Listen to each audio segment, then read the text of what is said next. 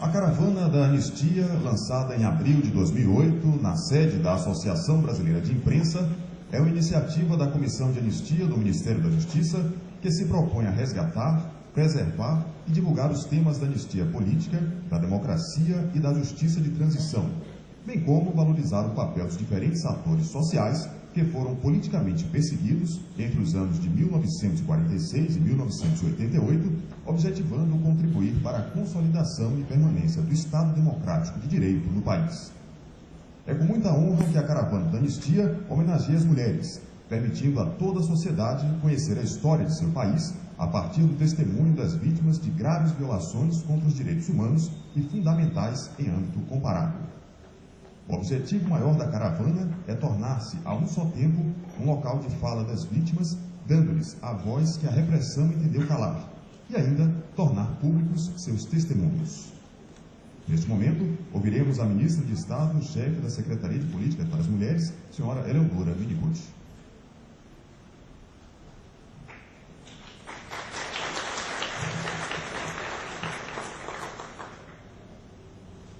Bom dia a todas e todos, em especial a todas as mulheres aqui presentes. Eu quero cumprimentar o meu colega de ministério, o ministro Eduardo Cardoso, ministro da Justiça, a Débora Duprá, vice-procuradora-geral da República, o Nilmário Miranda, meu amigo, antigo companheiro de luta, de cadeia, hoje deputado federal.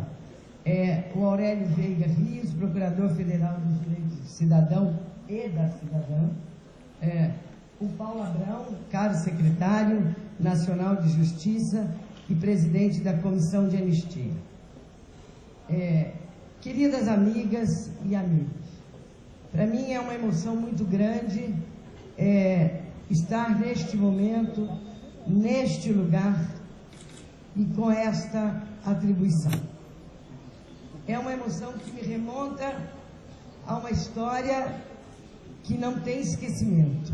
Uma história vivida por mim e vivida por vários e várias de nós que estamos aqui presentes. Mas, sobretudo, eu quero dizer hoje da luta e do sofrimento das mulheres que lutaram contra a ditadura, que sofreram as mais bárbaras torturas, que viram filhos e filhas como eu, torturadas, como a Rita, que está aqui presente, como a Deli, que está aqui, a Darcy, que está aqui, e várias outras. Ser mulher na luta contra a ditadura foi uma ousadia. Deixamos todos os sonhos da juventude pendurados em algum lugar das nossas vidas para entrarmos na clandestinidade. A clandestinidade nos deu força para continuarmos a luta e nos deu forças para sobrevivermos ao período da cadeia, ao período das torturas e acreditarmos que estávamos no caminho certo. Um caminho certo que hoje me coloca nesse posto de ministra de Estado.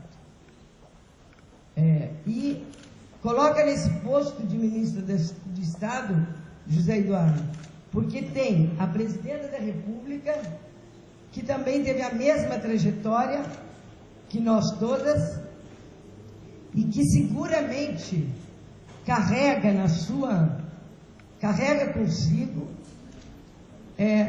a grandeza da luta pelos direitos humanos, pela memória, pela verdade e pela justiça, e pelo não esquecimento de todas e todos aqueles que tombaram na luta contra a ditadura.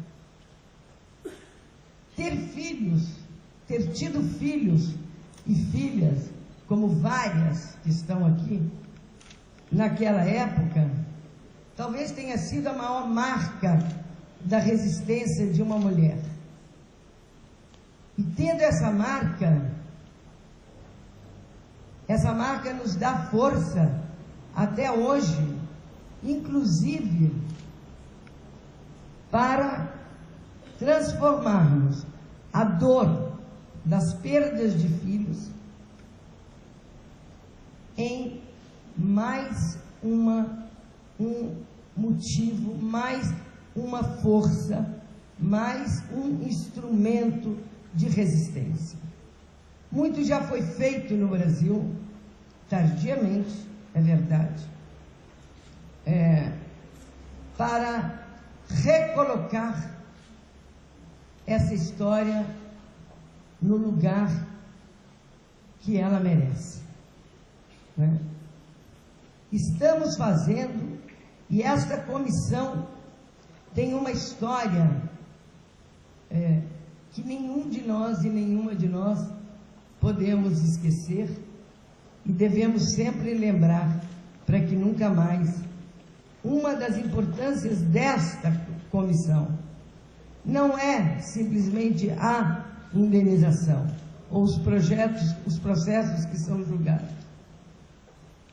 mas é o julgamento de um período na história que foi marcado por sangue, mas também por muita convicção. Uma convicção de que a Avenida da Liberdade, ela estava sendo construída. O sonho de uma juventude é um sonho que não acabou. É o sonho que nos carrega até hoje.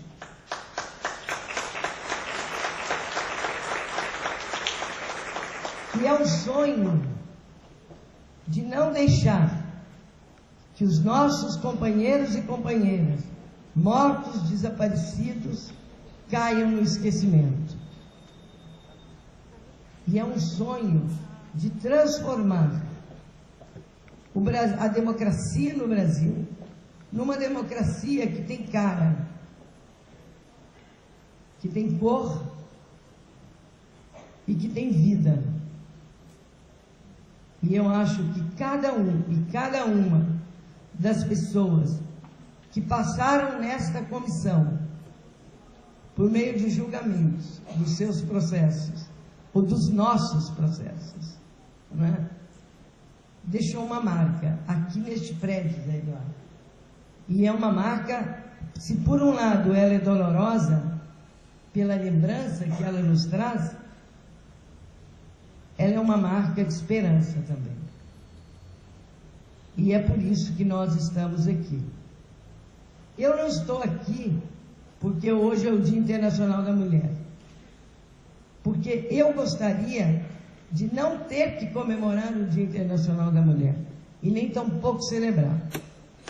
Porque eu não gosto de ganhar parabéns nem flores nesse dia. Por quê? Porque a mulher que luta, a mulher que diz que o lugar da mulher não é no tanque nem no fogão apenas, é fora de casa, é dentro de casa, ela não precisa de ganhar parabéns nesse dia. Ela tem que ganhar respeito, ela tem que ganhar dignidade, ela tem que ganhar protagonismo na sociedade brasileira. E protagonismo em todas as esferas da política e da vida cotidiana. O preconceito existe imensamente ainda na desigualdade de gênero nesse país. E é desde que nós militávamos nas esquerdas, nas organizações clandestinas, não, Rita? E dentro da cadeia e dentro da prisão. E hoje ele permanece. Permanece no interior dos partidos políticos, quando os recursos não são disponibilizados equitativamente para candidaturas femininas e masculinas. Ele permanece quando os partidos não respeitam, inclusive o meu, que é o Partido dos Trabalhadores, não respeita a lista, a troca de lista na perspectiva de gênero. Então, eu quero dizer para vocês que eu vou ficar muito feliz, muito contente, mesmo que eu já não esteja nesse mundo, mas em algum eu estarei. Quando não se precisar comemorar esse Dia Internacional da Mulher, porque o dia que nós não precisarmos comemorá-lo é porque a igualdade de gênero neste país está posta, e está posta definitivamente.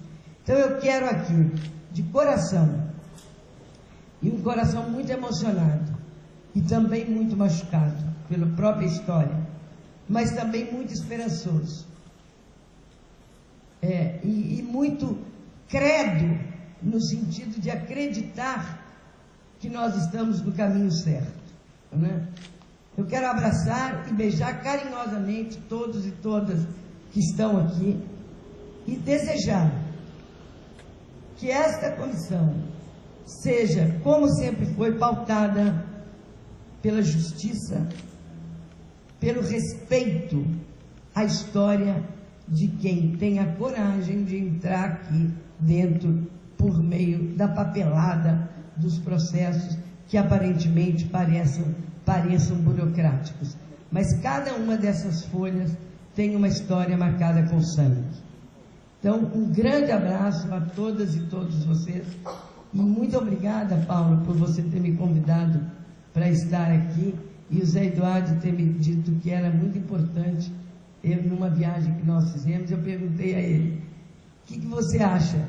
É importante eu ir lá? Eu acho que é. Ele falou: não, acho muito importante por causa não só por causa do simbólico que a sua pessoa representa. Eu não estou nesse lugar por eu mesmo. Eu estou nesse lugar por causa das mulheres brasileiras. Muito obrigada.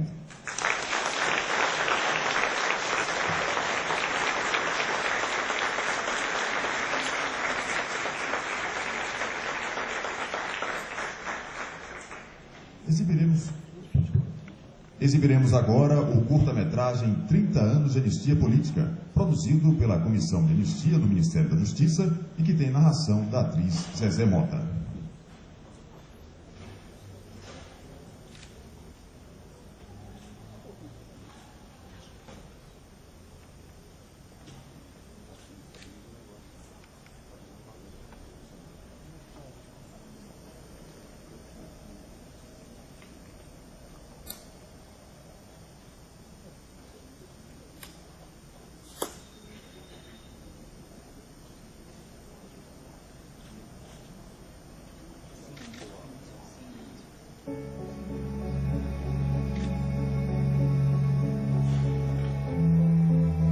A nação brasileira despertou dividida na manhã de 1º de abril de 1964. Ouvidos atentos ao rádio que anunciava, em sucessivas edições extraordinárias, o governo do presidente João Goulart fora deposto pelas Forças Armadas. Apoiadas por setores sociais conservadores que se opunham às reformas de base defendidas pelo presidente da República e pelos setores populares do país, tropas do Exército deram um golpe de Estado. Desencadearam violenta repressão contra entidades populares. Incendiaram a sede da ONU. Rompera-se o Estado de Direito estabelecido pela Constituição de 1946. Se existe terrorismo, o terrorismo foi implantada pela ditadura militar em 1º de abril de 1964. O presidente da República, legitimamente eleito, foi forçado a exilar-se. Os generais e seus aliados civis usurparam o poder, violaram a Constituição e atribuíram-se a legitimidade da boca dos canhões. Caminharemos para a frente com a segurança de que o remédio para os malefícios da extrema esquerda não será o nascimento de uma direita reacionária. Baixaram o primeiro ato institucional para investigar e punir os inimigos do novo regime, criaram as comissões gerais de inquérito e instauraram os inquéritos policiais militares. Fecharam o Congresso, cassaram os mandatos dos parlamentares opositores, extinguiram os partidos políticos. Em 7 meses, produziram mais de 500 intervenções em sindicatos de trabalhadores. Seus dirigentes foram destituídos, presos, torturados ou forçados ao exílio. As ligas camponesas foram desmanteladas. Seus líderes perseguidos, presos ou mortos. 1968. A juventude brasileira ocupou as ruas do país para escrever nos muros a palavra liberdade e clamar com seus artistas, com os cidadãos comuns, abaixo a ditadura.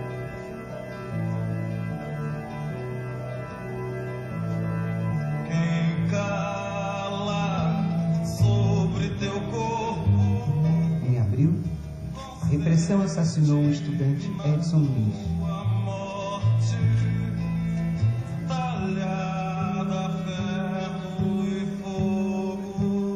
Milhares de pessoas acompanharam o enterro proibido. No corte que a bala riscou. A missa de 7 de julho foi violentamente reprimida pela polícia. Morre contigo, mais morto. Em maio, a passeata dos 100 mil inundou o centro do Rio e deu voz à indignação dos brasileiros contra a violência do regime. A gente precisa ficar sabendo de uma vez por todas que eles sempre vão apelar para a violência. E ai de nós, se nós não nos prepararmos para essa violência. Em outubro, 800 jovens foram presos em Ibiúna, no Congresso da ONU. Quem grita, vive contigo.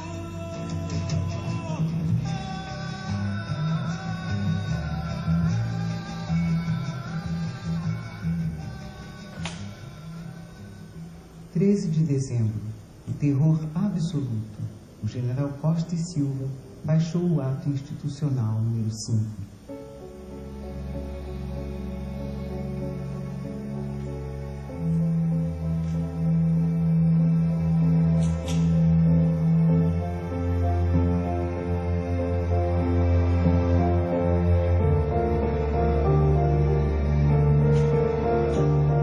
A resistência armada passou a fazer parte da cena política do país, com sequestros de embaixadores para salvar a vida de prisioneiros políticos em poder da repressão e libertá-los, ainda que fosse ao preço do exílio.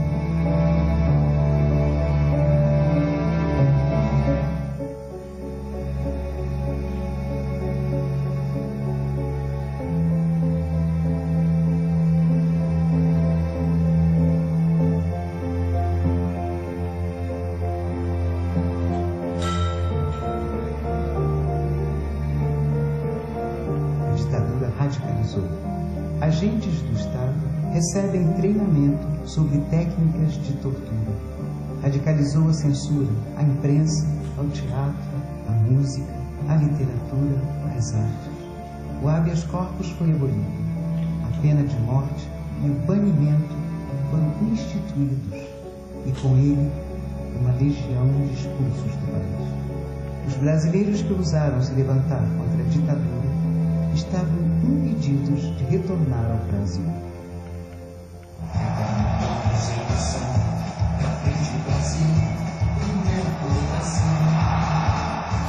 Era a glória da Copa do Mundo de 1970, iluminando as ruas, usada pela ditadura para ocultar o pranto das famílias que perderam seus filhos nas mãos dos torturadores. Cada um deles tem um rosto. Nutriram sonhos, acreditaram neles. Com seus olhos, miram os olhos e a memória do país. Desejam ser lembrados. Onde se esconde o rosto dos torturadores? Se dissolvem na sombra da vergonha.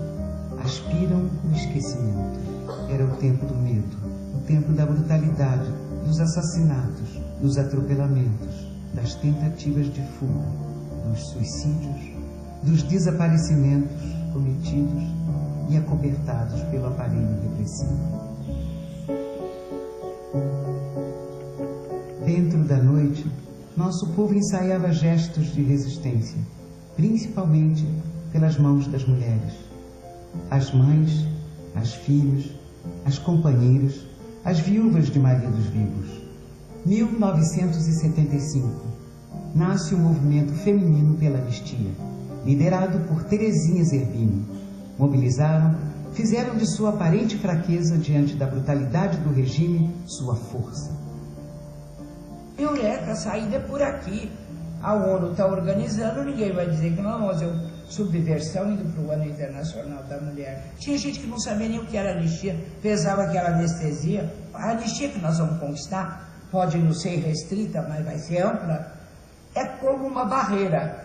Tem uma barreira que está segurando a água. Se você fizer um furo numa barreira, a água se encarrega de trazer tudo. O próprio presidente da República, Ernesto Geisel, veio para São Paulo recomendar que eu não fosse para aquela cerimônia, porque aquela cerimônia ia trazer mortes e eu ia ser responsabilizado por essas mortes. A missa que foi realizada na Praça da Sé, em memória do Herzog, foi um dos momentos mais emocionantes da vida da cidade. A partir daí, com marchas, contramarchas, complicações, restrições, nós seguimos no caminho de uma distensão. Nas prisões, nos sindicatos, nas associações, nos movimentos dos trabalhadores, nas igrejas, no parlamento, nas universidades, com a participação da OAB, da ABI, da CNBB e de setores da imprensa que não se curvaram à censura. No teatro, na música, nos livros, as pessoas falavam de esperança, de liberdade, de justiça.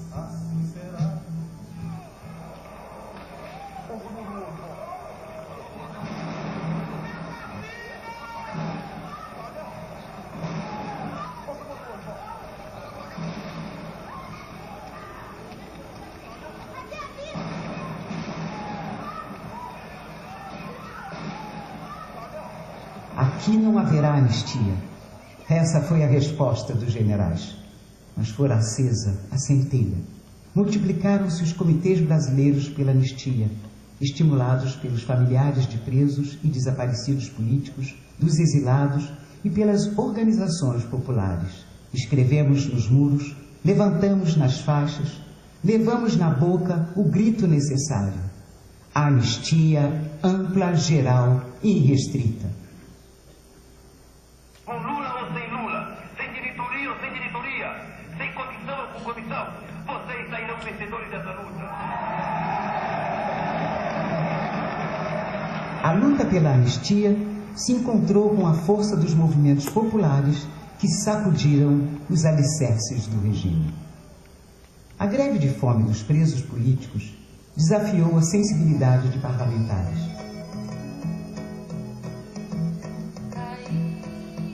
A visita de Teotônio Vilela aos presídios deu o sinal.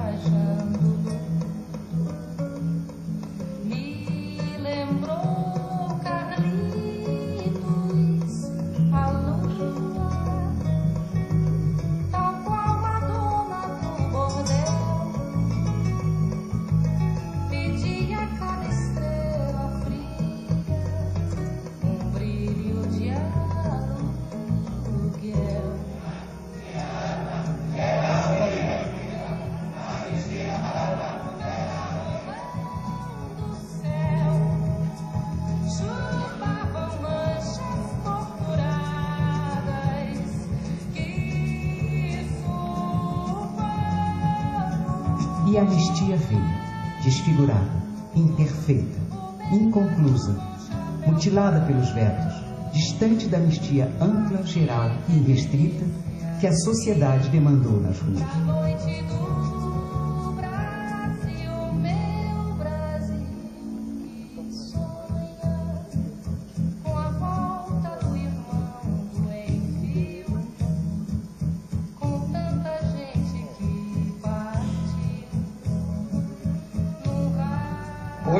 Fora do Brasil, sem ver todas essas caras, todos esses amigos, esperar que chegando aqui com tanto abraço, de gente que eu nunca pensei ver mais.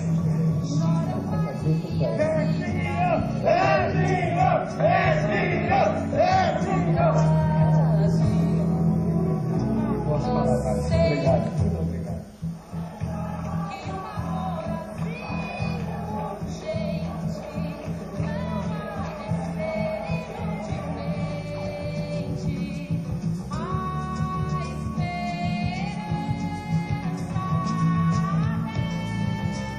Foi aprovada a Lei de Anistia em 22 de agosto de 1979, imposta pela ditadura, a um parlamento submetido por medidas de força, sem pactos, sem acordos. A emoção que ele deve estar sentindo é estranha que aconteça num país as pessoas se emocionarem pelo fato dos brasileiros voltarem para o Brasil. Mas foi uma vitória danada nossa, distinta do povo brasileiro. E eu acredito que ainda falta muita coisa ainda. Nós conseguimos, vamos dizer, empatar. Ainda faltando pegar uma outra anistia, que é a anistia do voto. Nem sequer libertou todos os presos políticos, mas permitiu o regresso de muitos que se encontravam no exílio. Não pergunte para mim, não. Pergunte para quem me impediu de voltar. E que ainda vai continuar impedindo outros de voltar, como Teodomiro Romero dos Santos, que ainda está em Paris, condenado, é exilado ainda, não tem direito ao passaporte. Você não é o último exilado? Eu não sou o último exilado. O povo brasileiro afirmava sua paixão pela liberdade. Hoje estou no fim, senhora liberdade, minha casa sobre minha casa. Reconquistava as ruas, as praças, os estádios, realizava gigantescas manifestações. E aos poucos se lavando da escuridão e do medo para vestir o amarelo e inundar o país de canções e esperanças. A gente vai levando as diretas. Diretas já. Eu quero votar para presidente.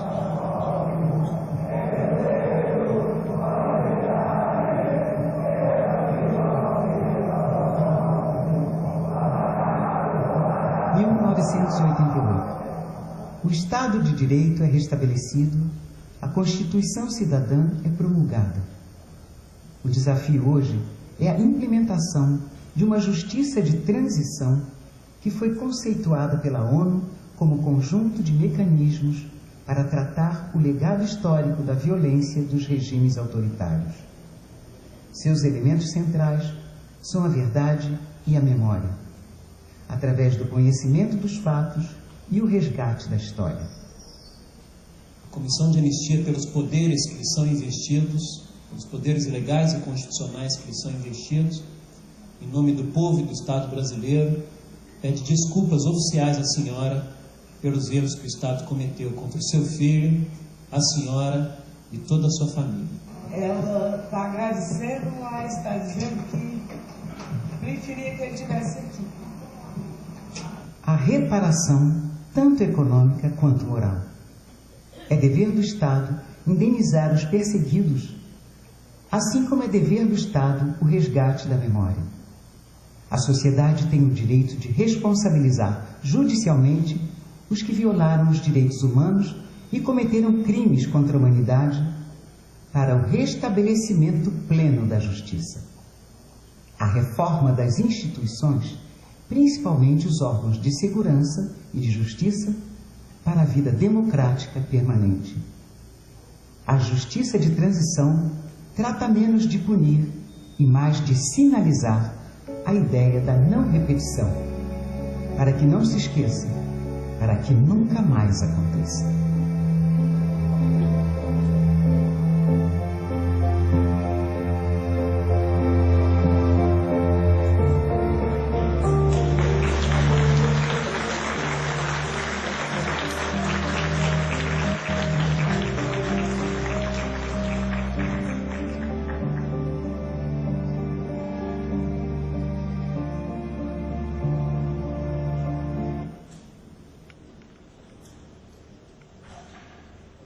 Senhoras e senhores, ouviremos neste momento o ministro de Estado da Justiça, senhor José Eduardo Cardoso.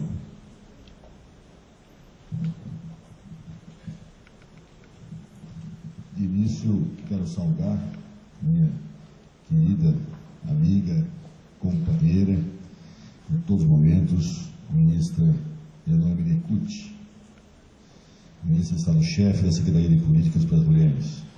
Saudar meu querido amigo e companheiro de tantos anos, Gilmar Miranda, deputado federal. Saudar a doutora Débora Duprá, vice-procuradora-geral da República. Saudar também o doutor Aurélio Veiga Rios, procurador federal dos Direitos do Cidadão.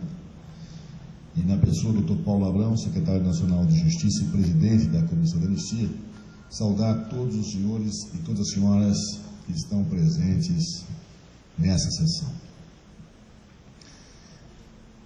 Eu queria, nessa rápida reflexão, relembrar duas ponderações que tive a oportunidade de fazer nesta mesma sala, nesse Salão Negro, em dois momentos diferentes em que aqui estive. O primeiro foi no meu discurso de posse, como ministro de Estado da Justiça. Eu fiz uma observação, ministra Leonora, que com muito orgulho, ao longo da minha vida profissional, eu sempre fui comandado por mulheres. Como professor na Pontifícia Universidade Católica de São Paulo, de imediato fui assistente de uma grande professora, professora Silvia Pimentel. Imediatamente ingressando no concurso da Prefeitura de São Paulo, tive como chefe uma procuradora, doutora Nodete Piano. Saindo da Procuradoria e indo prestar serviços na Câmara Municipal de São Paulo, também na condição de procurador municipal, tive como chefe direta a vereadora feminista Irede Cardoso, com quem tive a oportunidade de escrever o primeiro livro que escrevi na minha vida, Os Direitos da Mulher na Nova Constituição. Posteriormente a isso, fui secretário de governo do município de São Paulo, na primeira prefeita da história da minha cidade, Luísa Erundina de Souza. Mais tarde, fui eleito presidente da Câmara Municipal de São Paulo, quando a segunda prefeita da nossa cidade era Marta Suplicy. E quis o destino que anos depois viesse a ser ministro da primeira mulher presidenta da República. Ou seja, sempre fui com muito orgulho comandado por mulheres. E por esta razão, como homem, afirmo com muitos o meu absoluto compromisso com a igualdade, com o fim da opressão e com a eliminação do preconceito, que ainda hoje na sociedade brasileira marca profundamente as mulheres. A outra fala que gostaria de lembrar é uma fala que diz respeito à anistia. Eu disse, e tenho repetido em vários lugares, que dentre as várias missões que o ministro da Justiça recebe, aquela que mais me emociona, e tenho certeza que também emociona o Paulo Abrão, é quando, na condição de ministro do Estado da Justiça, ao anistiarmos pessoas, eu peço perdão ao anistiado em nome do Estado brasileiro. Para quem viu e viveu sob uma ditadura militar, para quem viu e viveu situações onde os ministros da Justiça nada declaravam, para quem viu este ministério ser engajado num processo de opressão e de negação de direitos, resgatar isto em nome do Estado brasileiro e pedir desculpas é algo que emociona, é algo que toca.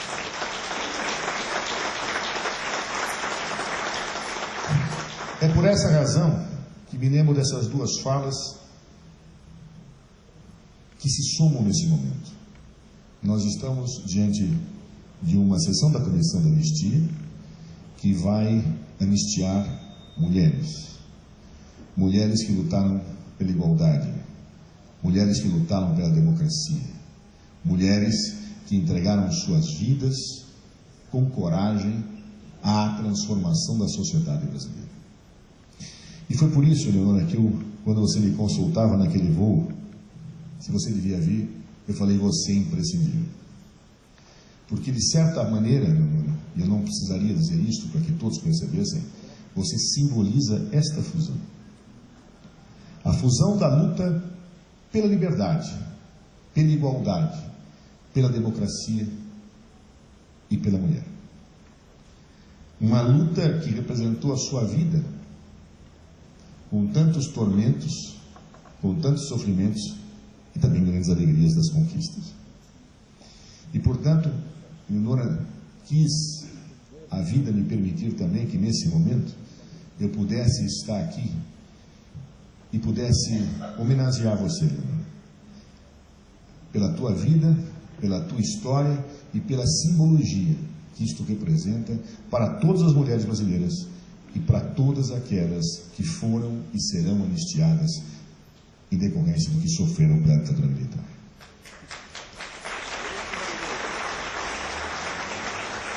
E, portanto, Leonora, eu termino aqui dizendo com uma emoção sincera, não retórica,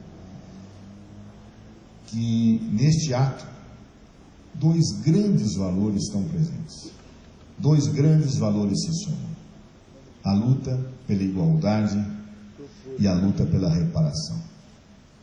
Que o Estado brasileiro nunca esqueça aquilo que aconteceu no período da ditadura. Que o Estado brasileiro continue engajado na luta pela igualdade e contra o preconceito. O Estado brasileiro continue a ser o Estado de Direito que muitos deram suas vidas, seu sangue e sua história para conquistar. Muito obrigado.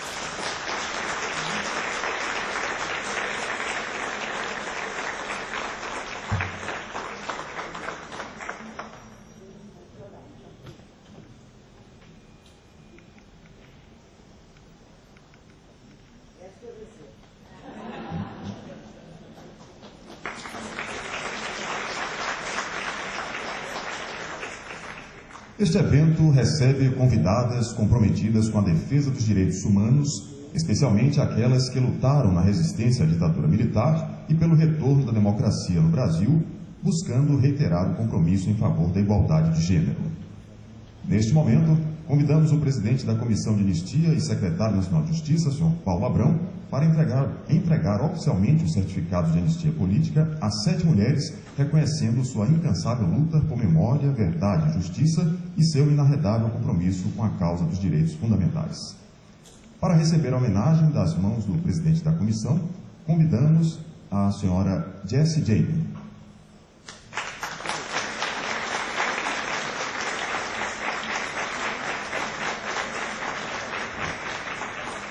Jessie Jane foi presa em 1970 pela Aeronáutica no Rio de Janeiro, depois transferida para o DOI-CODE, torturada, presa durante 9 anos. Sua filha nasceu na prisão e, quando tinha 3 meses, lhe foi retirada e entregue a familiares.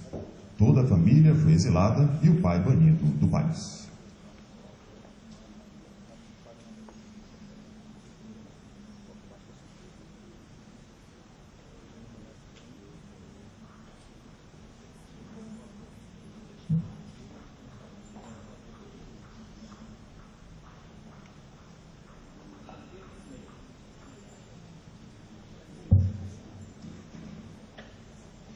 Convidamos agora para receber a sua homenagem a senhora Yara Falcon.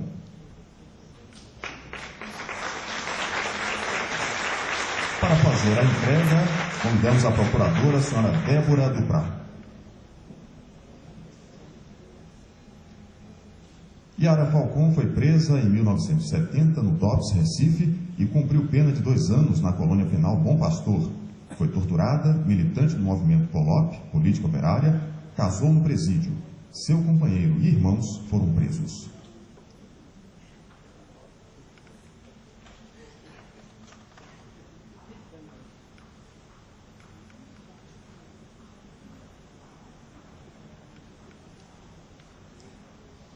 Convidamos para receber a homenagem a senhora Lília Gondim e para fazer a entrega o deputado Mário Miranda.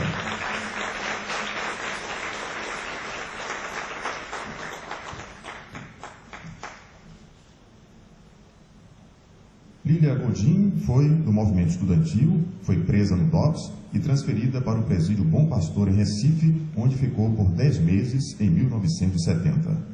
Em 1972 foi sequestrada pelo DOI-CODE de Recife, onde foi muito torturada. Continua na militância por direitos humanos na Comissão Estadual de Memória e Verdade Dom Helder Câmara, no estado de Pernambuco.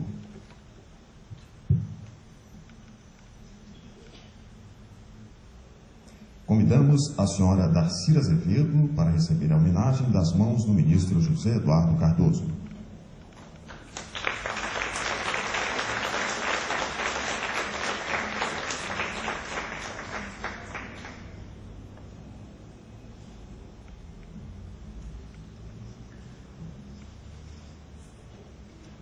Darcy Azevedo foi do movimento para os dominicanos, a alfabetização de adultos pelo método Paulo Freire. Foi presa pelo DOPS São Paulo em 1974, foi torturada, teve o filho preso e torturado com 1 ano e 8 meses de idade, Carlos Alexandre Azevedo. Convidamos agora a senhora Maria Auxiliadora Arantes para fazer a entrega à ministra Eleonora Minicucci.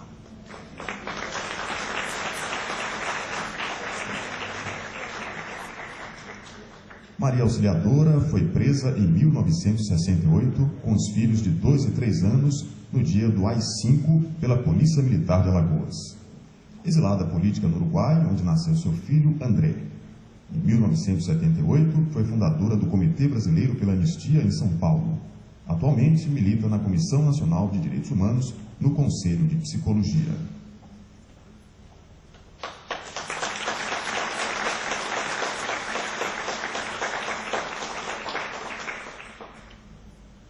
Bem, queiram se assentar, por favor.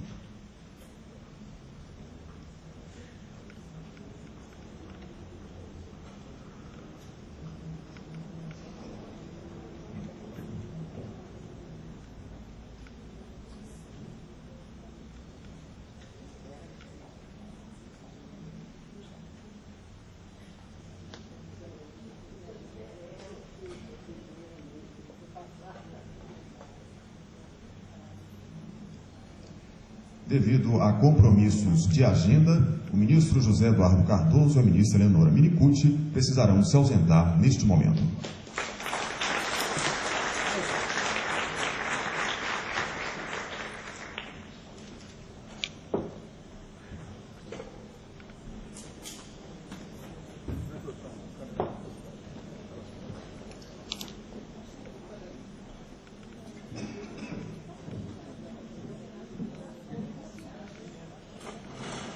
Representando todas as mulheres, nós ouviremos agora as palavras da senhora Jessie Jane.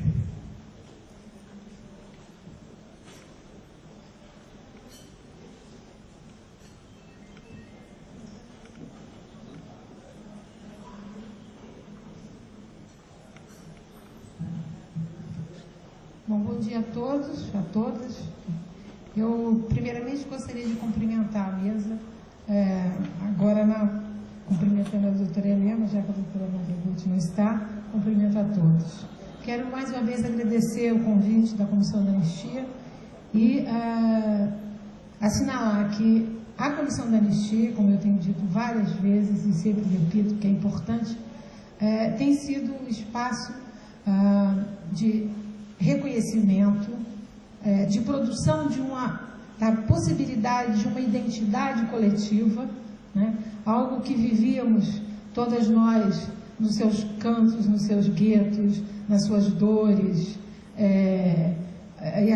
Nesse espaço que a Comissão da Anistia propicia, nós podemos nos reconhecer, né? Reconhecer a nossa identidade coletiva como parte de um processo histórico de construção de uma sociedade democrática, de uma sociedade justa e, quem sabe, no futuro, uma sociedade socialista. Eu acho que outro importante papel que a Comissão da Anistia tem desenvolvido, que é a produção e a constituição do maior arquivo da história política brasileira. Eu acho que essa documentação, produzida com enorme dificuldade por cada um de nós, será no futuro o arquivo onde as futuras gerações vão poder compreender como esse país, como essa república foi constituída, particularmente essa república depois de 1945. Eu considero, Paulo, que esse é o maior legado que a Comissão da Anistia vai deixar para a história brasileira. Eu dizia que é um espaço de produção de identidade, quer dizer, um lugar onde nós nos reconhecemos, ainda que nem todas possamos nos conhecer pessoalmente, mas eu acho que cada um de nós, cada mulher ou homem que aqui esteja, partilha uma história, né? Partilha o sentimento de, em algum momento da sua história pessoal, ter sido protagonista da história brasileira. Então, eu acho que esse é sempre com esse sentimento que eu venho venho a presença da Comissão da Anistia e recebo com prazer todas as convocações que me são feitas, né? Eu não quero hoje falar das nossas, enfim, das nossas derrotas, das nossas tragédias, do sofrimento, enfim, eu acho que isso, cada um de nós sabe exatamente o que sofreu ao longo do período. Queria falar um pouco das nossas vitórias. E acompanhando esses dias as cerimônias na Venezuela, né, pela Unasul, que é onde nós devemos acompanhar a história da América Latina, pela Unasul e não pela Globo News ou pela CNN, eu gostaria de homenagear as mulheres venezuelanas. Acho que esse é um momento importante de inflexão da história da América Latina e hoje o Chaves não está entre nós, mas certamente deixou um legado para gerações futuras.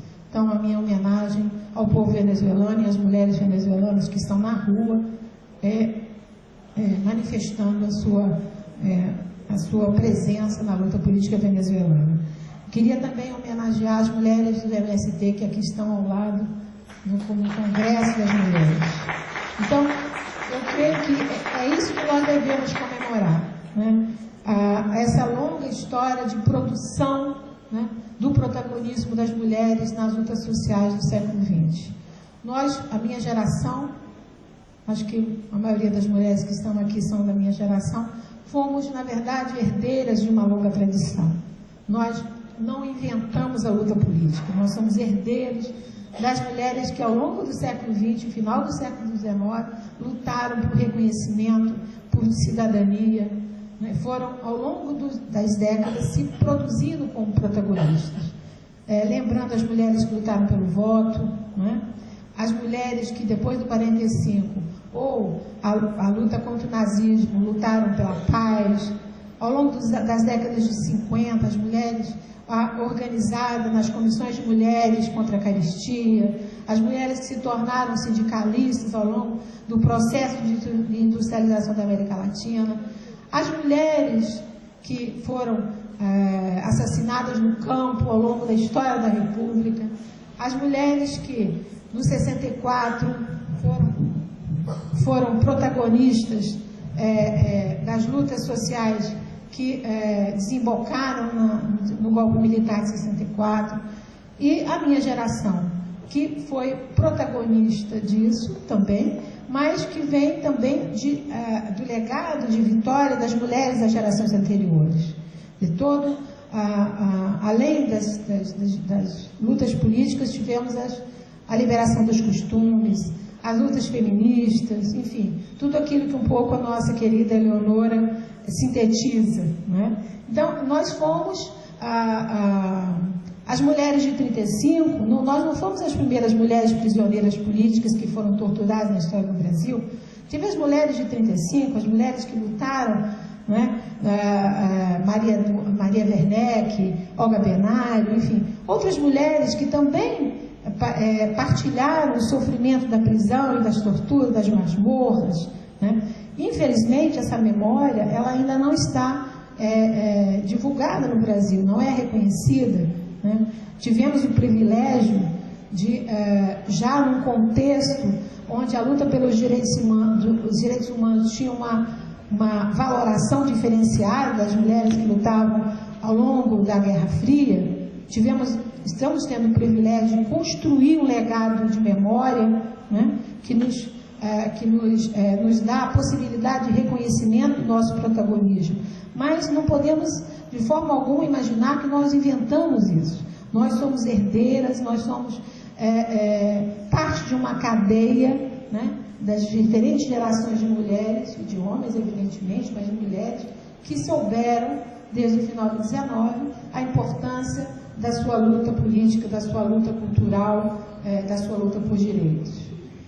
Eu acho que isso é importante, que em momentos como esse, a gente vá para além, né, das nossas, enfim, de todo o drama que cada mulher que aqui está e que não está, aquelas que morreram, que não têm a possibilidade de vir, que às vezes nem sabem que existe a Comissão da Verdade, que existem milhares de brasileiros atingidos, que certamente não conhecem a possibilidade de reivindicar direitos, e é para essas pessoas que nós temos que falar, viu, Paulo? Para que elas venham, para que elas deponham, para que elas possam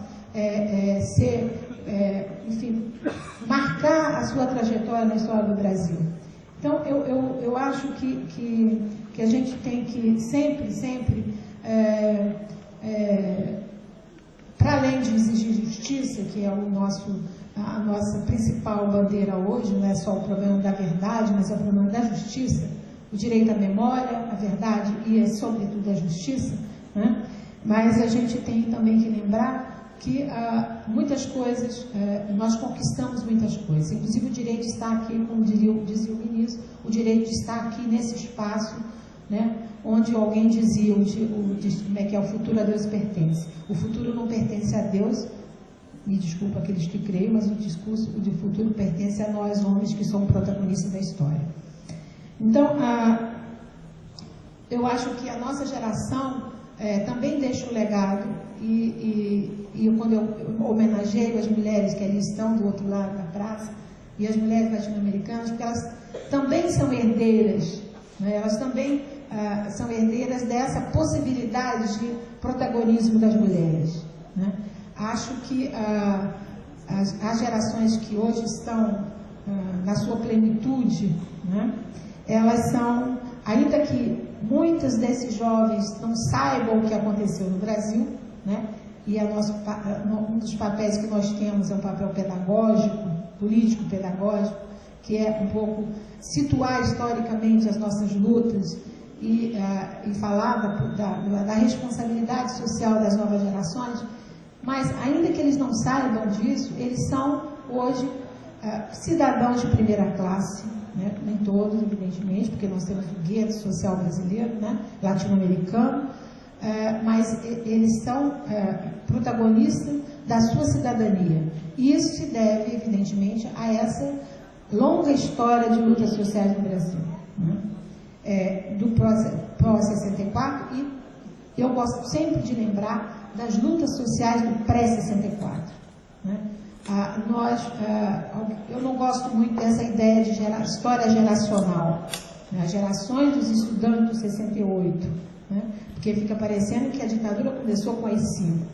Nós somos herdeiros de uma tradição social da história republicana brasileira, e que as gerações que viveram os anos 50 e os anos 40 produziram pautas sociais que ainda são as pautas sociais de hoje, né? E certamente serão as pautas sociais dos próximos anos. Eu acho que a violência que nós sofremos, as mulheres que aqui estão e as que não estão, que a minha geração sofreu, ela tem uma dupla dimensão. Tem uma dimensão pessoal, arrasadora, dilacerante, e tem uma dimensão que é uma dimensão que eu diria que é de cultura política. Eu me lembro duas coisas interessantes, quer dizer, interessantes ao mesmo tempo dramáticas. Eu estava no DOI-CODE, lá, sei lá que dia, e estava mudando a guarda, 2 meninos da polícia do Exército mudando a guarda, e eu não sei se alguém aqui conhece, se lembra das celas do ICOD do Rio.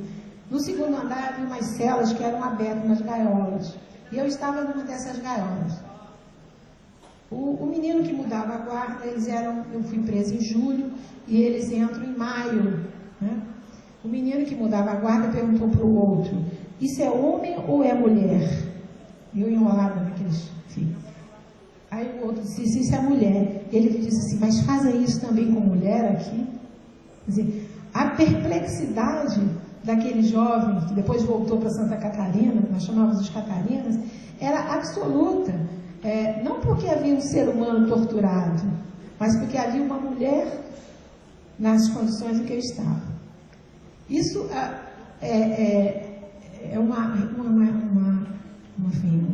um indício de como o ser mulher naquele espaço era alguma coisa que não era comum, né? Não era comum. Outras experiências com relação à violência sexual. Quer dizer, muitas mulheres, centenas, talvez milhares, tenham sido estupradas, enfim, todo tipo de tortura relativa à sua condição de mulher, né?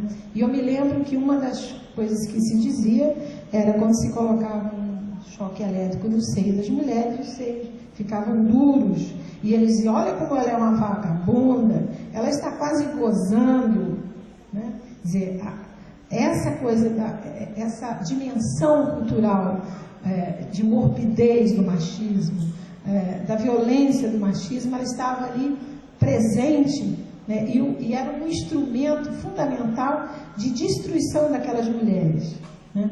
Porque era absolutamente, digamos assim, não diria perplexidade, mas de estranhamento cultural, né? A presença de mulheres, né? E algumas mulheres belíssimas, inclusive, jovens, né? Num lugar que era pensado exclusivamente como lugar de sofrimento masculino, né? Então, essa dimensão da barbárie, né? Ela é uma dimensão que está presente no Brasil hoje ainda, né? Nós temos hoje um histórico de violência contra a mulher que nos deixa envergonhados perante a opinião pública. Então, eu só que não vou, evidentemente, adentrar a esses detalhes dessa experiência, porque senão eu choraria aqui a tarde inteira e todo mundo sabe que eu estou chorando. E não é o caso disso agora. Então, outra coisa interessante que eu acho que nós mulheres que vivemos isso devemos, em algum momento, tentar elaborar isso, a luta de resistência das mulheres nas prisões. Eu acho que tem muita coisa produzida sobre a história dos presídios masculinos, né? E eu cumprimento as companheiras de Pernambuco que fizeram um filme belíssimo, mas muito poucas coisas produzidas sobre a vivência prisional das mulheres. Eu me lembro que, para formar o nosso coletivo, eu estive presa no Rio de Janeiro, em Presídio Talavera Cruz, para construir o nosso coletivo, como é que seriam as normas de convivência, nós tínhamos que ler as experiências da Gélia, né? Porque não havia, os nossos companheiros do Partido Comunista de 30, de 40, não deixaram isso produzido, né? Como quase que um manual de sobrevivência, né? E tivemos que produzir isso lendo a experiência das mulheres argelinas, que aos milhares foram estupradas, torturadas, né? Tem um livro muito bonito chamado de Jamila Bupacha, escrito pela advogada dela e pela Simone de Beauvoir, onde ela relata a história da Djamila. A Djamila era uma militante argelina, estuprada, arrebentada, que não podia contar para a família que havia sido estuprada, porque ela seria renegada pela família. Então, acho que nós mulheres que sobrevivemos a isso e temos condições de ter uma reflexão sobre isso, produzir uma memória da resistência feminina. Nós realizamos nas prisões centenas talvez seja um pouco exagero meu, retórica, mas dezenas de greves de fome, né? Me lembro do Bangu, nós fizemos uma greve, inclusive nacional, com o Ginei não está aí, o Ginei participou disso, de uma greve nacional começada por nós no coletivo feminino de Bangu, reivindicando a nossa transferência para o presídio político que tinha sido construído no Rio de Janeiro e que o Estado do Rio de Janeiro não nos negou o direito de estar nesse presídio, nos manteve em Bangu durante todo o tempo. Essa greve foi uma greve iniciada por nós e se expandiu pelos presídios todos em solidariedade a nós. Imediatamente fizemos outra greve com todos os presos políticos brasileiros, antes da greve da anistia. Enfim, acho que e tem uma coisa muito interessante dessa coisa da não protagonismo das mulheres. Me lembro quando se abriu a possibilidade de visitas, que o presídio masculino da Frei Caneca recebia dezenas de visitantes, de artistas. Nunca ninguém foi ao presídio de mulheres. Nunca. Quem nos visitava era, evidentemente, amigos, familiares, mas o nosso presídio não era absolutamente alvo do interesse da sociedade civil, que em algum momento descobriu que havia presos políticos. A nossa estadia, né, naquela prisão era absolutamente anônima para todos esses artistas que aparecem aí na campanha da anistia. Nunca nenhum foi lá em Bangu, né? Enfim, tudo isso, evidentemente que eu não estou me lamentando com isso, mas estou apenas relatando para mostrar o quanto a nossa presença nas prisões brasileiras ainda é alguma coisa a ser contada, né? Alguma coisa a ser contada, e não evidentemente para valorizar biografias, não é isso, mas para valorizar esse enorme engajamento que as mulheres brasileiras tiveram nas lutas sociais no Brasil. E depois, evidentemente, a presença das mulheres na luta pela anistia, nas mães, né? Essas mulheres valorosas que até hoje, na verdade, nós estamos aqui graças à luta dos familiares de mortos desaparecidos. Foram eles que trouxeram essa bandeira a ferro e fogo, né? E que hoje toma conta, evidentemente, parcela importante da sociedade. Então, eu quero muito agradecer novamente o convite e dizer para vocês o seguinte: nós somos absolutamente vitoriosas nessa luta, ainda que tenhamos deixado o coração no caminho. Obrigada.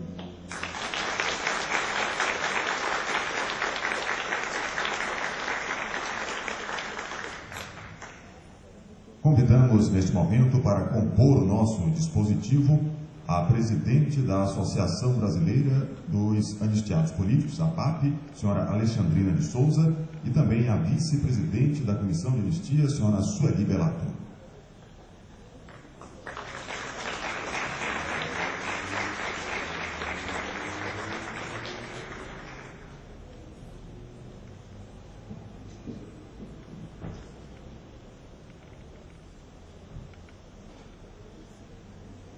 E representando todas as mães, nós convidamos a senhora Darcila Azevedo para fazer uso da palavra.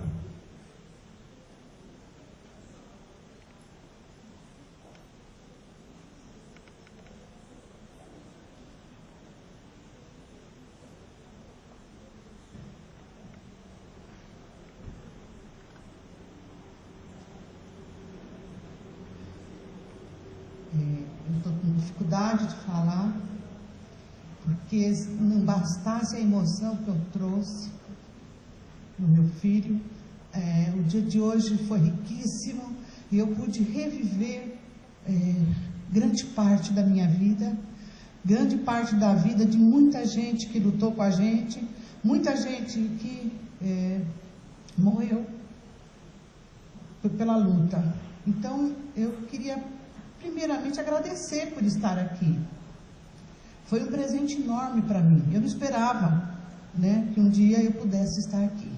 Segundo, que depois que eu ouvi, eu tenho dificuldade de memória, a ministra falar, ela falou tudo aquilo que eu gostaria de falar, sabe? Foi riquíssimo. Então, depois do que ela colocou, do que ela falou aqui, não há mais necessidade de falar. Eu só quero lembrar ou falar como mãe que valeu a pena, mesmo na luta, ter tido o meu filho.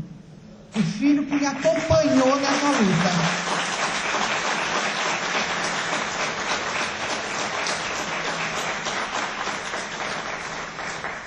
E eu faria tudo de novo. Não digo da mesma forma, mas talvez melhor, pela maturidade, pela toda essa história que houve, que não é só minha, é de tanta gente que, inclusive, ainda não, eu diria assim, está escondido da história. Agora, o que eu quero pedir diante de tudo isso, que eu achei importante demais a fala, é que realmente a gente precisa remontar essa história e começar a passar essa história, divulgar essa história. Eu lembrei, eu não era isso que eu ia falar aqui, não, eu não achei que não ia falar era nada, porque eu não tinha condições e nem estava à altura das pessoas que estavam aqui. Mas, como eu tenho sido procurada, até por pessoas de colégios tradicionais de São Paulo e reacionários, para falar e contar o que a gente viveu, eu acho que já está no momento, perdoe todas as pessoas, eu não estou sendo prepotente não, é porque a experiência, eu poderia até contar do que tem acontecido esse ano todo, aconteceu esse ano passado, de grupos que querem saber a história verdadeira do Brasil, que a gente precisa, sei lá se isso é real ou se tem fundamento, começar a contar essa história. Os jovens estão querendo saber, sabe? E não tem chegado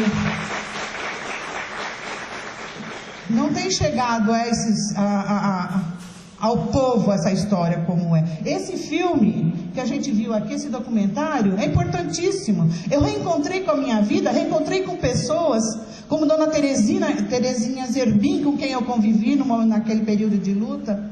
Então, eu que cheguei com uma história de luto e de morte, saio aqui com uma história de renascimento. E agradeço a todos vocês que me permitiram isso. Muito obrigada.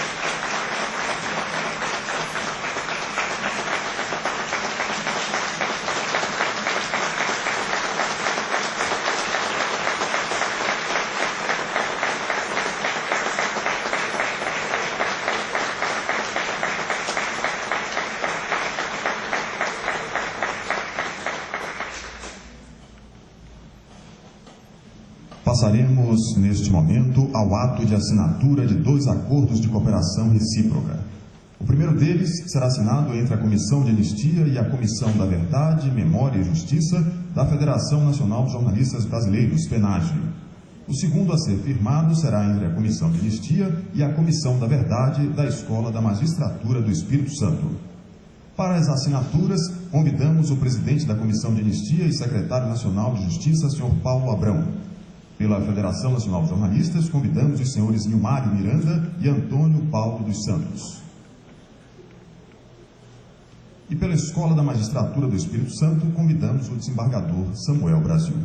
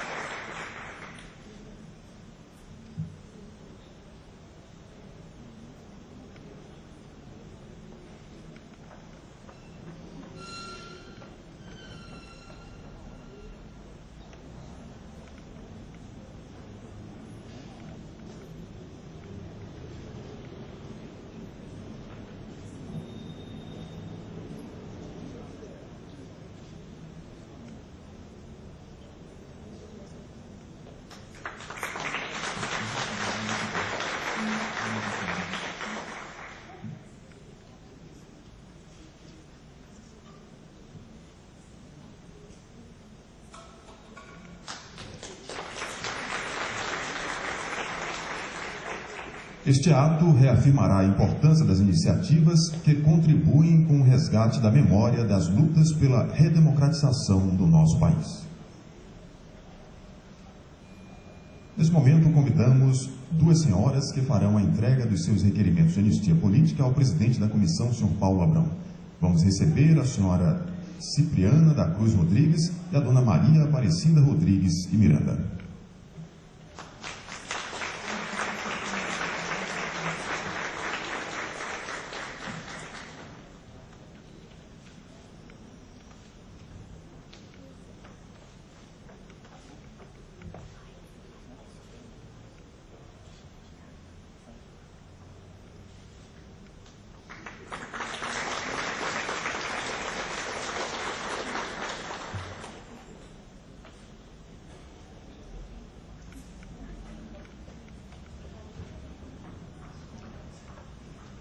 Assistiremos agora a um pequeno vídeo que contará com um breve depoimento de Linda Bimbi, gravado em Roma. Durante as décadas de 1970 e 1990, Linda Bimbi, que é italiana, atuou em prol dos direitos humanos e das mulheres em toda a América Latina. Junto com o senador italiano Lélio Basso e com figuras públicas internacionais como Jean-Paul Sartre e Gabriel Garcia Marques, conduziu as atividades do Tribunal Russell II sobre as violações aos direitos humanos pelas ditaduras na América Latina durante os anos 1970. Devido à censura na região, os tribunais ocorreram em Roma e Bruxelas. Linda gravou sua saudação durante a visita da Comissão de Anistia à Fundação Basso em Roma, realizada com vistas à integração dos fundos documentais do Tribunal Russell II ao acervo do Memorial da Anistia.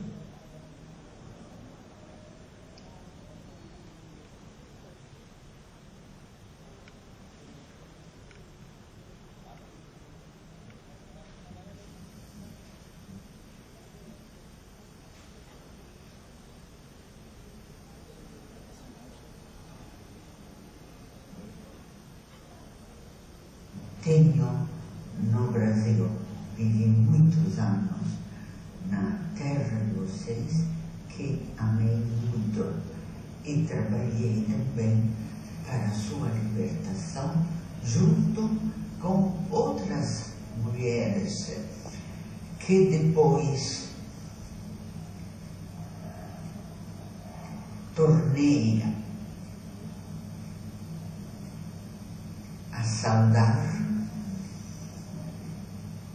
na Europa, quando se organizou o Tribunal Russell II contra a falta de direitos humanos na América Latina, em particular no Brasil. Então, bom dia às mulheres que desde aqueles tempos e agora renovando-se nas presentes gerações, estão unidas e capazes de comunicar os projetos de futuros que não são a repetição do passado. O passado é a fonte para ir para frente. Minhas queridas, bom dia para todos.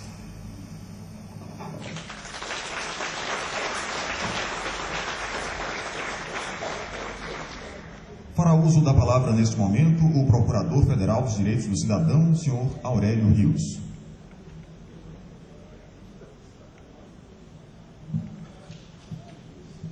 Bom dia a todos e todos.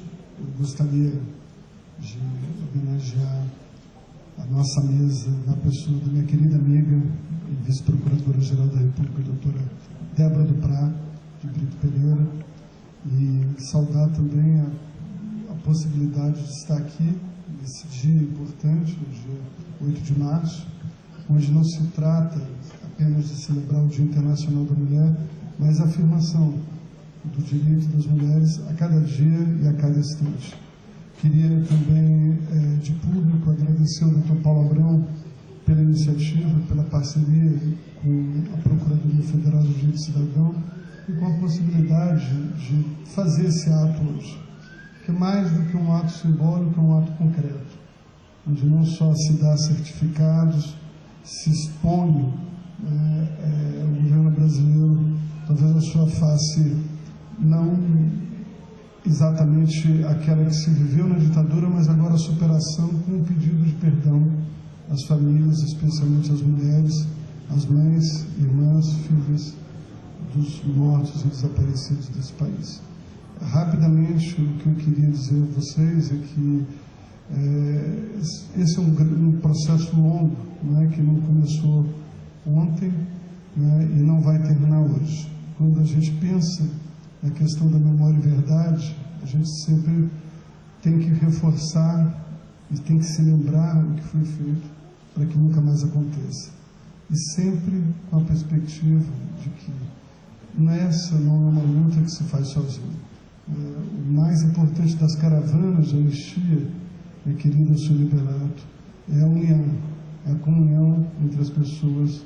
Não é só a possibilidade de estar nos lugares onde essas pessoas foram torturadas, presas arbitrariamente, filhos e irmãos de pessoas desaparecidas ou mortas durante a ditadura, mas de se fazer esse gesto.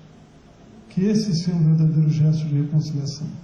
É o reconhecimento de que o Estado brasileiro errou gravemente e parte da sociedade também que apoiou aquele projeto.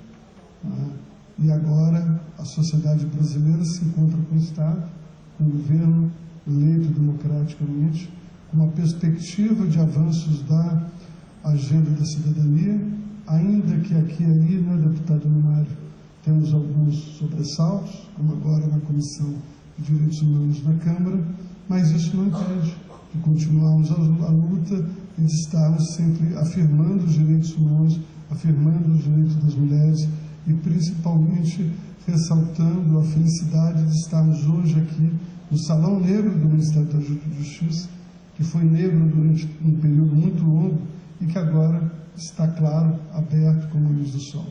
Muito obrigado a todos, em especial ao Ministério da Justiça, na pessoa do Paulo Abrão, pela possibilidade de estarmos aqui compartilhando esse momento emocionante. Obrigado.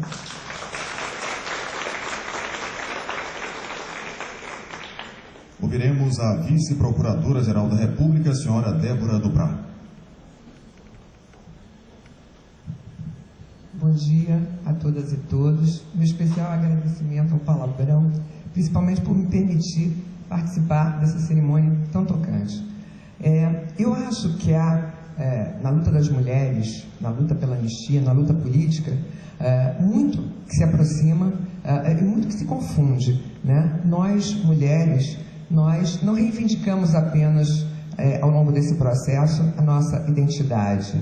Nós reivindicamos uma identidade transformada e reconstruída por nós. Nós negamos aquela identidade essencialista, naturalizante, biologizante que herdamos, que nos condenava ao lar, que nos condenava a determinados papéis.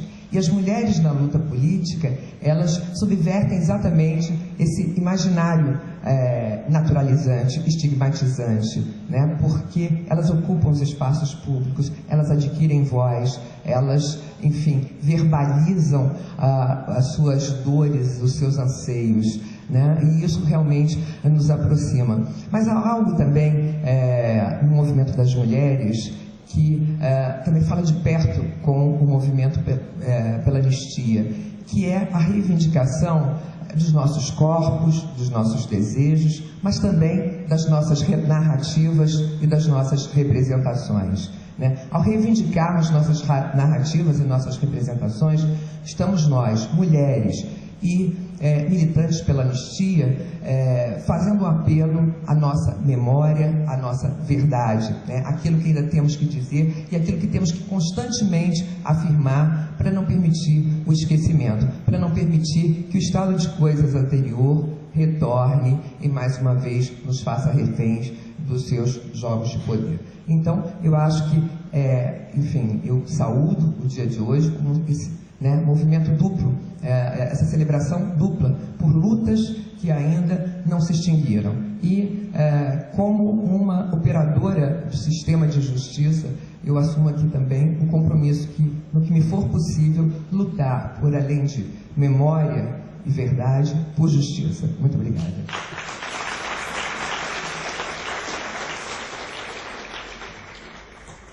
Ouviremos agora o deputado federal Mário Miranda.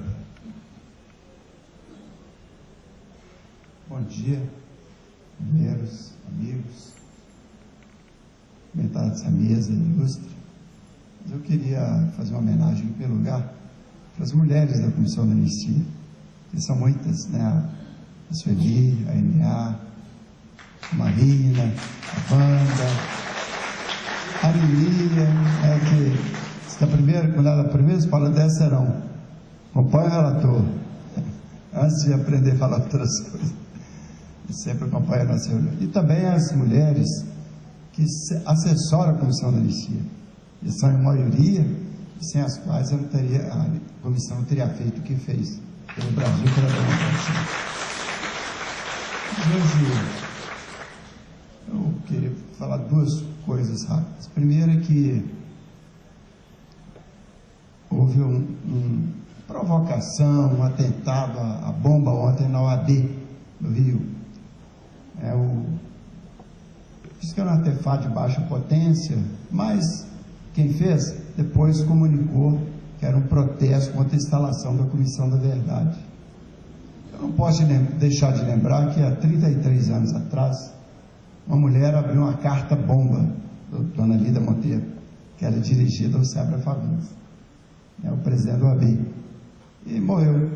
Foi depois da anistia, que era de 79, que consagrou a impunidade para os torturadores.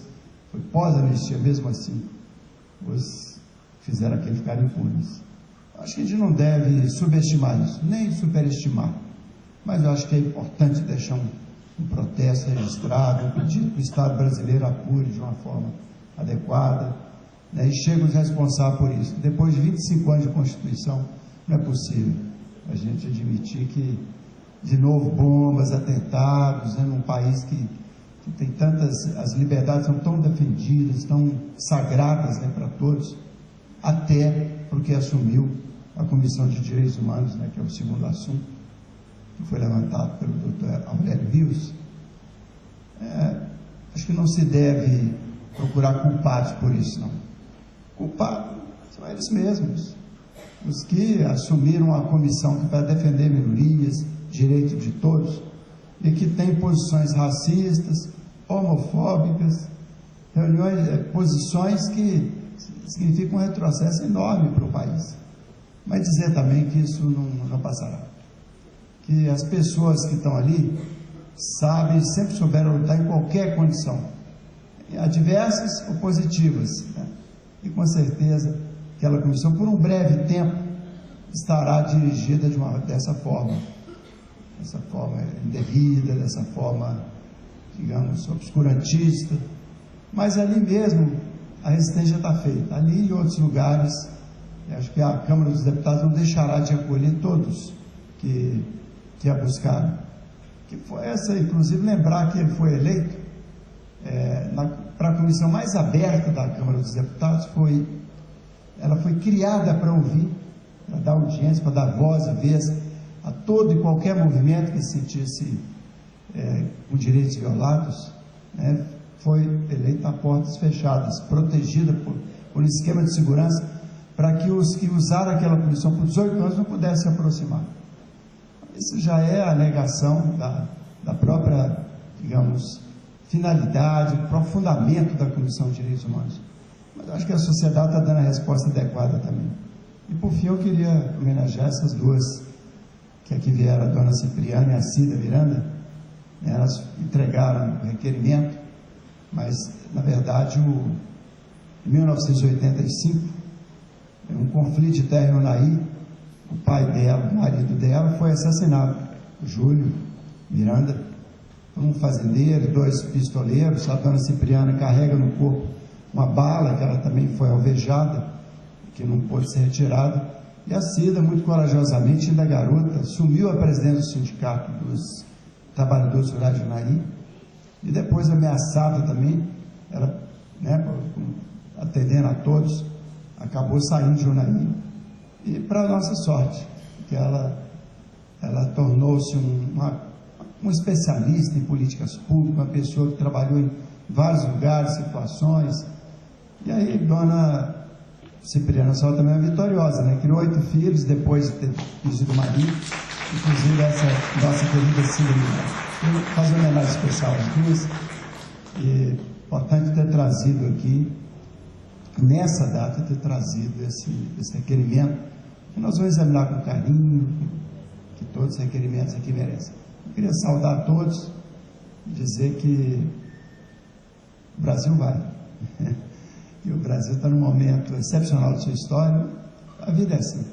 A democracia é uma luta permanente, ela não tem ponto de chegada. Ela nunca está pronta.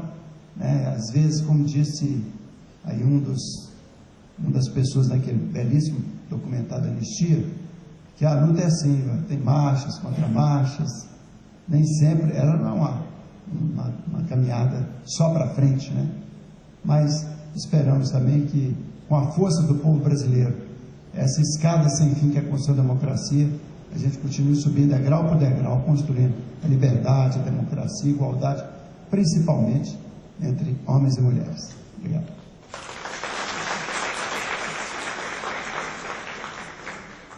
Com a palavra, o presidente da Comissão de Anistia, secretário nacional de Justiça, Paulo Abrão. Bem, pessoal, procurarei também ser breve, porque, afinal de contas, encerrado esse ato, nós imediatamente instalaremos a sessão da Comissão de Anistia para apreciar 7 casos de outras 7 mulheres que ainda não receberam o devido pedido de desculpas por parte do Estado e que na tarde de hoje, por parte da Comissão de Anistia, terão, em primeiro lugar, as suas vozes finalmente verbalizadas dentro do espaço público, devidamente registradas para o Memorial da Anistia e reconhecidas por parte do Estado brasileiro como uma daquelas que também contribuíram para as liberdades que nós vivemos hoje. Então eu quero reforçar 2 coisas. Em primeiro lugar, a ideia de que nós estamos aqui num ato reunindo distintos atores, unindo forças em torno do movimento de democratização das relações sociais, das instituições do Brasil, porque nós ainda temos muitos desafios contra o autoritarismo e no dia de hoje é preciso ressaltar muitos desafios contra a cultura machista. E estar aqui o Ministério Público Federal conosco, o nosso presidente, ex-presidente da OAB, César Brito, e agora presidente da Comissão da Verdade da OAB, estarmos aqui os militantes, tantos servidores públicos, né, estarmos os representantes dos anistiados, o Congresso Nacional. Isso é uma representação de que essa causa, aqueles que tiveram pretensão no passado de fazê-la calar-se, foram derrotados, porque agora, na democracia, o que vigora é a força da expressão da liberdade. A Comissão de Anistia, quando nós chegamos nela, Débora e Aurélio, a Comissão de Anistia tinha 4 mulheres conselheiras, né? Hoje as mulheres são a maioria da Comissão de Anistia, são 13 mulheres conselheiras da Comissão de Anistia, então também preciso expressar o carinho e o profundo agradecimento ao trabalho voluntariado que elas prestam à nossa nação. Do mesmo modo, a Comissão de Anistia no passado tinha 120 funcionários e eram 100 homens e 20 mulheres. Hoje nós temos 75, 50 são mulheres, elas já dominaram o pedaço dentro da Comissão de Anistia. Acho que isso tem um reflexo imediato no trabalho da Comissão de Anistia, né? Especialmente naquele instante onde nós fomos enfrentar a tese de que a anistia era concebida no Brasil como amnésia, né, de César Brito, e nós precisávamos romper a leitura da monetarização do processo de reparação ao Brasil e instituir um ato de dignidade do Estado, né, que é o pedido oficial de desculpas públicas a cada um, e dar a dimensão devida ao processo de reparação na sua dimensão subjetiva, no seu aspecto moral, na sua dimensão simbólica, no resgate da memória, né, e realizar isso em torno de um conceito que pudesse nortear principiologicamente as nossas ações, que é a ideia de justiça de transição, né, que hoje tem permitido potencializar, a partir de experiência de outros países, e dizer aqui no Brasil também nós precisamos de uma justiça de transição, como tem acontecido em todos os demais países. E essa pauta tem nos permitido avançar. Essa pauta, essa percepção teórica em torno do conceito de justiça de transição, que nos ajudou e nos empoderou, inclusive, de argumentação para conquistar a Comissão Nacional da Verdade, para conquistar tantas outras coisas, e evidentemente que nós, militantes de direitos humanos, temos já que estar muito conscientes e nesse instante à frente do nosso tempo, né, e já nos articulando e pensando pós-Comissão da Verdade sobre como avançar para frente, porque a democracia, como disse o Nilmar, é um processo, ela não é um fim em si mesmo, né? E queria registrar uma questão que pareceu desapercebida aqui, mas no ato de assinatura da parceria da Comissão de Anistia com a FENAGE e com a Escola de Magistratura do Espírito Santo, deixou-se de dizer explicitamente, não dá tempo de fazer tudo, né? Em primeiro lugar, a importância de as corporações também estarem vindo contribuir para esse processo, os jornalistas criarem uma comissão da verdade própria e apurar o regime de censura e de ausência de liberdade de expressão, no momento onde hoje o Brasil está recebendo a visita do relator especial da ONU para a liberdade de expressão, que ontem Aurélio Rio esteve também colaborando na sua jornada em distintas autoridades, na visita a distintas autoridades brasileiras. E nós assinamos aqui um convênio com a primeira Comissão da Verdade instituída dentro do âmbito do Poder Judiciário, que é a Justiça do Espírito Santo, pela Escola da Magistratura do Espírito Santo. E nós já temos dito há muito tempo da importância do Poder Judiciário, né, assumir as suas responsabilidades na agenda da transição política também. Essa não é uma tarefa que cabe somente ao Poder Executivo, não é uma tarefa que cabe somente ao Poder Legislativo, mas é importante também que o Judiciário se envolva, porque ali, hoje, né, quando nós temos uma Constituição garantista, muitos dos nossos direitos dependem de concretização e de ação do Poder Judiciário, do Ministério Público e de tantas outras iniciativas. Eu quero, para finalizar, prestar duas homenagens. Em primeiro lugar, agradecendo profundamente a presença da senhora Darcy conosco. Mais uma vez, muitíssimo obrigado. Nós já estivemos juntos aqui pouco tempo atrás, né, onde a gente pôde expressar, e que bom que tenhamos feito isso naquele momento, expressar as desculpas do Estado brasileiro ao seu filho. E eu quero registrar vou pedir licença a todos os conselheiros, a todos os funcionários, mas porque a Rosane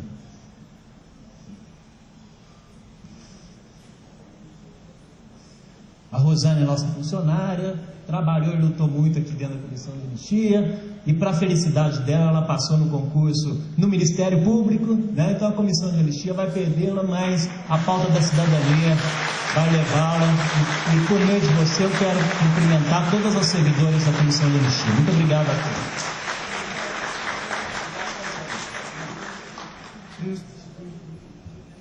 Este foi o ato solene de abertura da 67ª edição da Caravana da Anistia.